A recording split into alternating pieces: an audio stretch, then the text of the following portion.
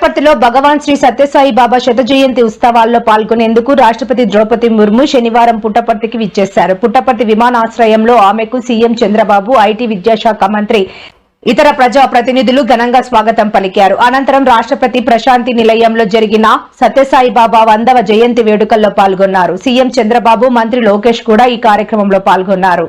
అంతకు ముందు ఈ కార్యక్రమాల్లో పాల్గొనేందుకు సీఎం, మంత్రి లోకేష్ పుట్టపర్తి చేరుకోగా వారికి పలువురు మంత్రులు, ఎమ్మెల్యేలు, టీడీపీ నాయకులు స్వాగతం పలికారు. Closely with Babaji on many occasions. Some of you are remember today. He used to call all of us Bangaru. That is the popular name he used to call. That is the affection he used to show on us. So many occasions I was very fortunate to have discussions with him about service activities.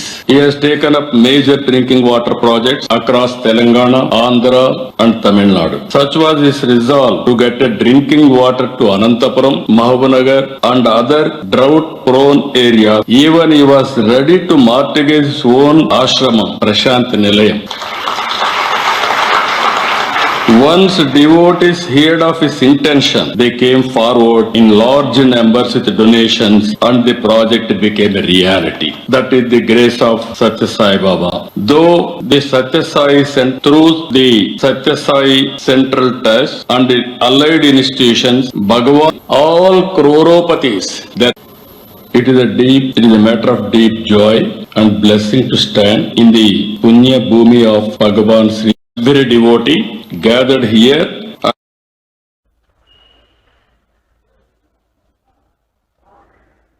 రాష్ట్రంలోని ప్రభుత్వ ఉపాధ్యాయులు ఇకపై బోధనపైనే పూర్తి స్థాయిలో దృష్టి సారించాలని, వారికి ఎలాంటి బోధనేతర పనులు అప్పగించబోమని విద్యాశాఖ మంత్రి నారా లోకేష్ స్పష్టం చేశారు. విద్యార్థుల అభ్యసన ఫలితాలను మెరుగుపరచడమే లక్ష్యంగా పనిచేయాలని ఆయన ఉపాధ్యాయులకు విజ్ఞప్తి చేశారు. ఉండవల్లిలోని తన నివాసంలో ఏపీటీఎఫ్ రాష్ట్ర అధ్యక్షురాలు చెన్నుపాటి మంజుల, మాజీ ప్రధాన కార్యదర్శి పాండురంగ వరప్రసాద్ నేతృత్వంలోని ఉపాధ్యాయ సంఘం ప్రతినిధులతో ఆయన సమావేశమయ్యారు. ఈ సందర్భంగా మంత్రి లోకేష్ మాట్లాడుతూ, ఈ విద్యా సంవత్సరంలో వచ్చే నెలలో నిర్వహించే మెగా పేరెంట్ టీచర్ మీటింగ్ మినహా ఉపాధ్యాయులకు ఇతర పనులేమీ ఉండవని హామీ ఇచ్చారు. People around you will laugh. People around you will make fun. But if you don't dream, you really cannot achieve what you want to achieve. If you don't dream, we cannot make India a developed nation. So dream big, but then care to achieve. You have to be meticulous. You have to focus on your execution and ensure you put. కూటమి పాలనలో police వ్యవస్థ దిగజారిపోయిందన్నారు YSRCP MLC వర్దు Kalyani. Chandrababu, Anitha వల్లే police వ్యవస్థ దిగజారిపోయిందన్నారు. 3 సింహాల పోలీసులు 3 పార్టీలకు తొత్తులుగా మార్చారు అంటూ తీవ్ర విమర్శలు చేశారు.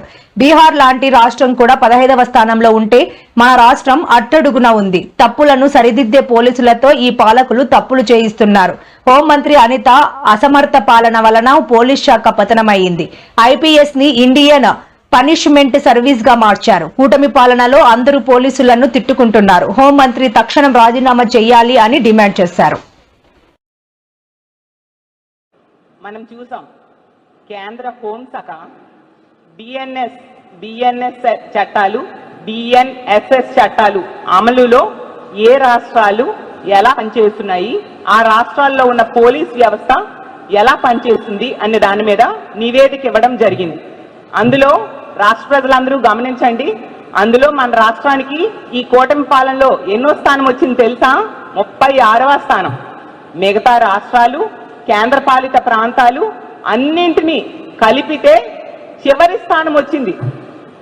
ఈ చంద్రబాబు నాయుడు గారు 40 ఏళ్ళ ఇండస్ట్రీ అనే చెప్పుకునే చంద్రబాబు నాయుడు గారి పాలనలో మన పోలీస్ వ్యవస్థ అంత దిగజారిపోయింది. ఎక్కడైనా మొదటి ప్లేస్ రావాలి, కానీ చివరి నుంచి మొదటి ప్లేస్ తెచ్చుకున్నారు. ఈ కూటమి ప్రభుత్వం దిగజారి చేశారు అనేది అర్థం చేసుకోవచ్చు.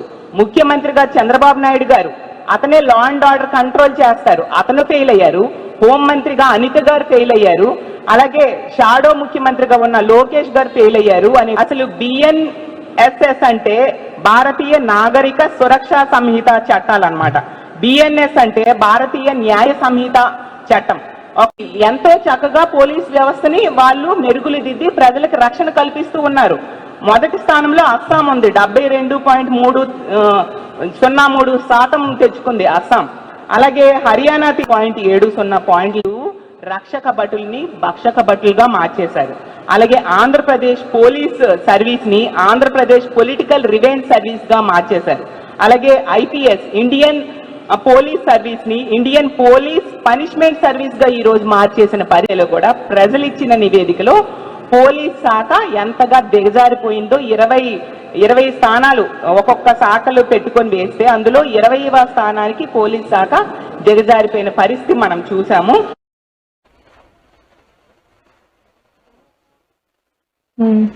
అన్నమయ్య జిల్లా